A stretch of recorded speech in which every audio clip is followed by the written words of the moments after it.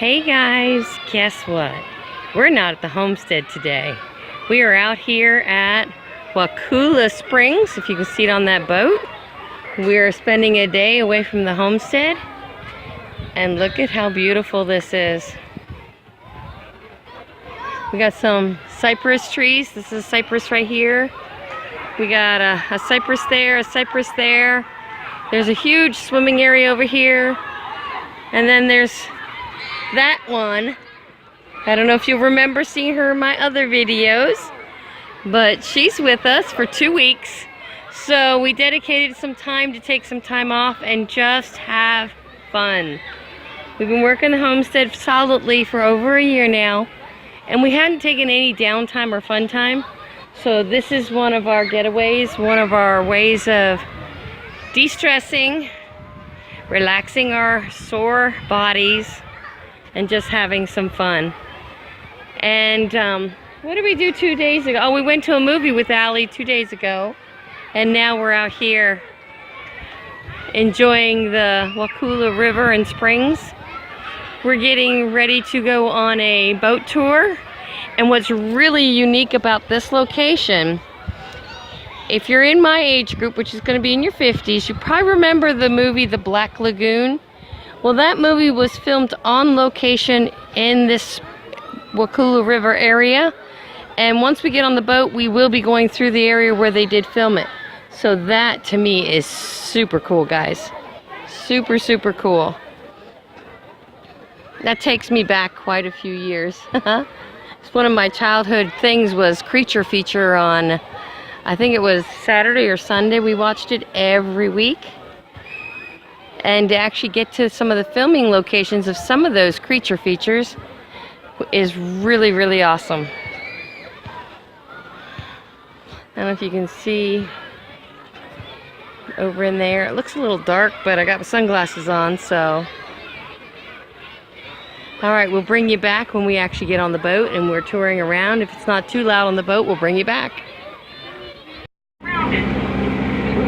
That's a pied-billed grebe there on the right, that little bird that just took off. The pied-billed grebe. Now these are my favorite birds on the river, which is hard to say when we have more than 24 species. Their favorite pastime is diving down to the bottom of the river for crawfish. If you're not familiar with crawfish, they look like a lobster and they're the size of a shrimp. Now within our park we have more than 6,000 acres of land, and we've accounted for more than 3,000 alligators. Anybody want to volunteer to count them for me as we find them? I've got a hand up there. Thanks, guys. Let's see what we can see today. Now, don't forget to look up into the trees, out along the riverbank, and down into the water. We do have things to notice in most any direction. These little birds here on the right, these dark birds with bright red beaks, are called common moorhens, or Florida gallinules. The scientific community argues about which name is more appropriate for those birds, so we chose a middle ground and we call them swamp chickens. They have long, skinny toes that are not webbed, just like a chicken. Our first alligator is going to be on the right-hand side. He's behind that vegetation back there. Our first alligator, about 7.5 feet long. I only see one back there.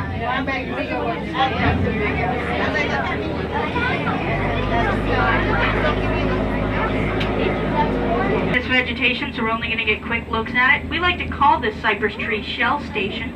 It's rare that we drive past, and it's covered in less than a dozen turtles. Those turtles are not uncomfortable at the moment. Alligators are ambush predators, which means the most dangerous gator in the world is the one you can't see.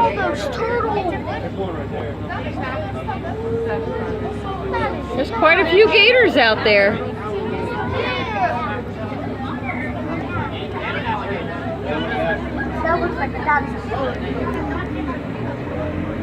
Now we usually see these turtles in hurricane season, but they also catch the debris and the plant life and the sticks that flow down the river and create these islands or ecosystems. Our next alligator is on the right-hand side.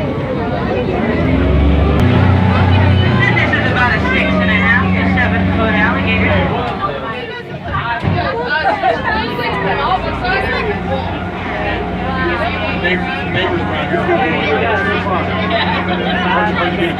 I know that their feathers get wet, they do get very heavy, and it makes them better divers. There is a rusty colored tall bird out there on the left, middle-sized bird maybe, ahead of us on the left-hand side. That is a tri-colored heron. He's got rusty color and gray feathers and a white belly. It's a tri-colored heron. Yeah, and then there's some kind of white bird.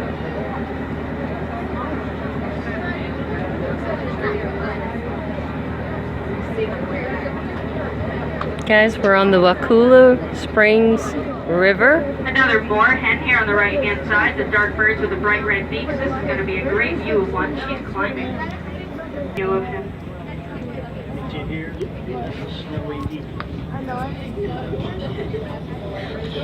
Alright, we're currently doing a boat tour.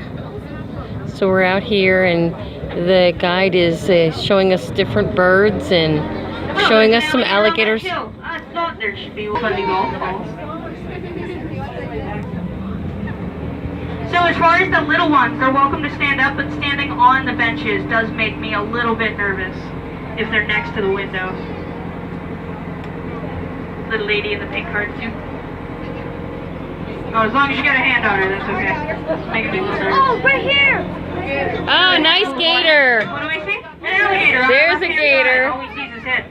Oh, you can see his head. Alligator's about 6.5, maybe 7. And his spiky back. Nice. Little gray birds on the right-hand side, back in this corner. These are young or juvenile pied-billed grebe. Nose bumps. Whatever that distance is in inches is about how long they are in feet. So just imagine whether or not you can stick a dollar bill between their eyes and their nose. Now they've never done me test that with a ruler, so you may want to take my word for it. This is a female anhinga. Sorry guys, I was trying to avoid the bush. Doesn't always happen. We're going to have another handful of baby pied-billed grebes out here on the right, at the very front of this little slough here. They're behind the tree now. They're so cute. I love those guys.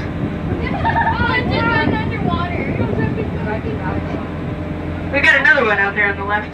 He's swimming away from us. We have more hens out here on this little island.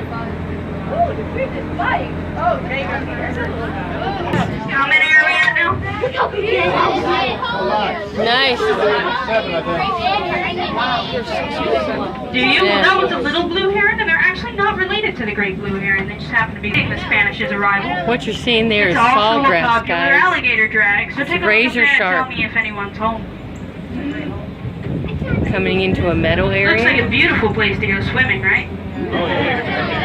Oh, there is one. Today would not be the day for it. But speaking of a set of teeth sitting up that hill, alligators keep about 70 teeth in their mouth at one time and cycle through more than 1,000 in their lifetime.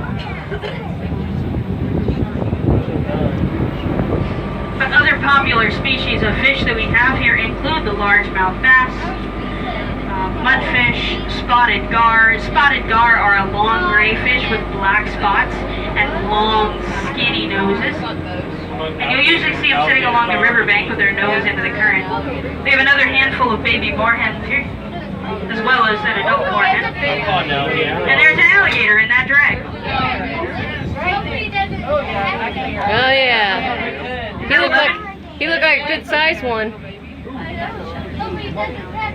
Oh yeah, nice fish.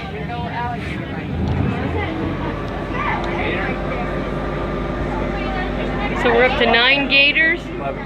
Huh? 11 gators. So ahead of us on the right, you see this tall green vegetation with a brown plant matter at the top. This here is they're called cattails. Cattails are pretty cool. If you were to take another alligator in that drag, 12. So if you take that brown piece of plant matter and you break it open, it's like hundreds of dandelions falling apart in your hands. It's full of this white fluffy plant matter. So for early man and for survivalists today, Another gator. Another alligator. Whoa. They're easy to dry, easy to carry. So they make excellent portable fire tinder. 13 baker's dozen of gators. We have a snowy egret on the left-hand side that's awfully pretty. Kind of a delicate little white bird.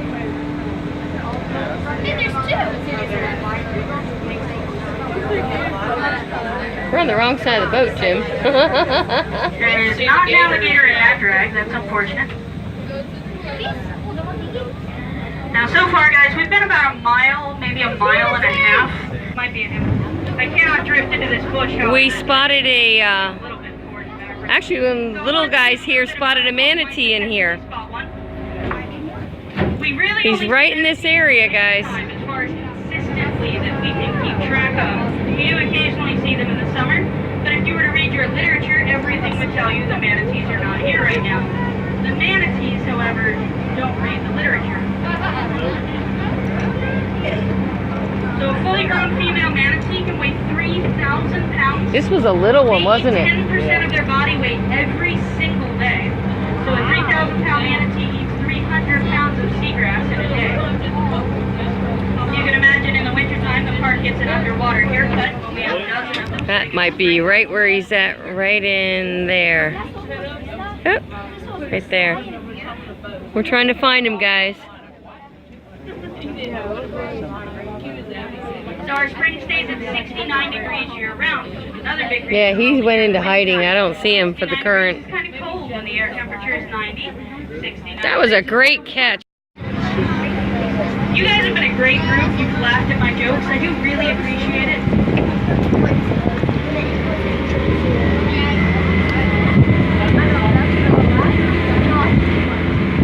Now, if y'all see these trees up here on the right-hand side, they look like they're almost growing into the water. They have these long, skinny leaves that come to fine points. These are known as black willow or Carolina willow, and were also important to early man here. They take the leaves or the bark or even the roots of these trees and they boil that down into a tea.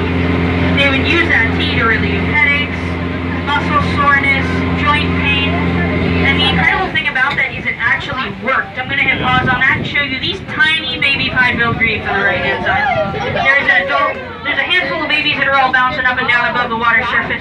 And those little babies are about a week old, week and a half. Where'd they go? They went under. Oh, there's mom. They're all going underwater. Yeah, they don't like when the wake goes by. I try to slow down for them. But the reason that these trees actually worked as a painkiller, they would later refine that chemical. It's called acylic acid, and it naturally occurs in these trees, and that's where they got aspirin. Fun fact. Another little baby swamp chicken. That's good to know, Jim.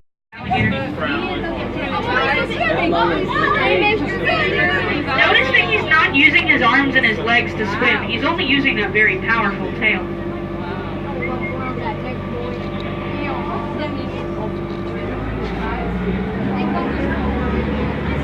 He's not interested in keeping up.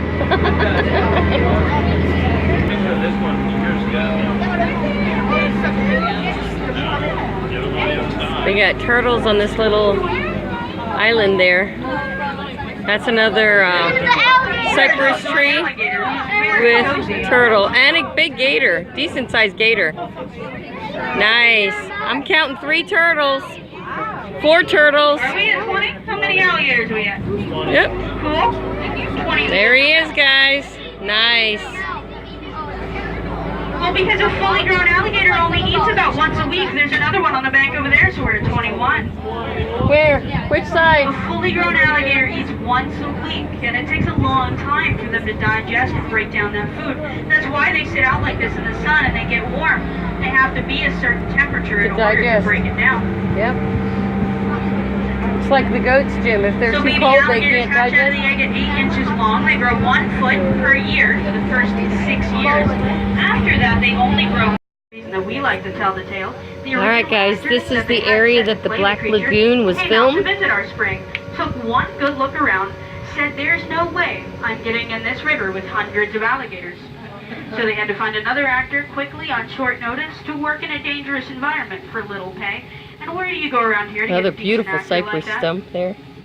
It's a live tree. They hired an FSU student by the name of Rico Browning, and he was a lifeguard out here at the time. Now, Rico did such an excellent job playing the creature that even though they shot and killed the character at the end of the first movie, they brought him back for 2 more sequels. Awesome. If you don't understand why it was difficult for Rico to play the character, when they created the iconic outfit or the gill suit for the creature, they made the suit out of foam rubber and then discovered the foam rubber floats. Oh. So they had to weigh the actor down with more than 80 pounds of lead to get him to sink. So just imagine you're the new guy on set getting paid little to nothing in an 80-pound wetsuit in a cold water river with hundreds of alligators. He actually fell in love with the Hollywood lifestyle and later went on to produce both Flipper the movie and the TV series, if you're familiar with those. But alligators and turtles are not the only reptiles that we see in this river. If you were with me earlier, you might have spotted that banded or brown water snake that we do see from time to time. They are not venomous. I'm quite happy that we have those snakes instead of other snakes here. Banded or brown water snakes like the one in this bush on our left-hand side. On our left, he's in that bush. Yep, there he is. So, he's in the bush, there. Oh yeah, there's a snake laying So right they there. like cold, clear, and fast Yep. running rivers. Can anyone tell me what does it? There's a snake. I see him. Moccasins. We do not have water moccasins here because they like dark, still, and warmer bodies of water. So I'd rather the less venomous Like our option. property. Gator! Gator We have a gator in front of us? in front of us swimming away. Alright, I don't see him, so point to him for your friends if you He's can. actually heading towards the right-hand Heading side. that way around the curve. Cool. Gator alert. See That him? takes our count up another one. Where are we at? Well, gator alert, thank you. I sure don't want to do. 31? There That's he pretty is. good. He's gonna swim in upriver. Now, other fun facts, 98% of the water in this river comes from a single spring, and that would be the Wakulla spring. But it does beg the question, what about the other 2%? And I'm probably going to make this guy a little uncomfortable here in a second. There he goes. He's leaving. He went under. Oh my god. Huh? He came up over there. And Oh yeah, I see him. But it does beg the question, what about the other 2% of the water here?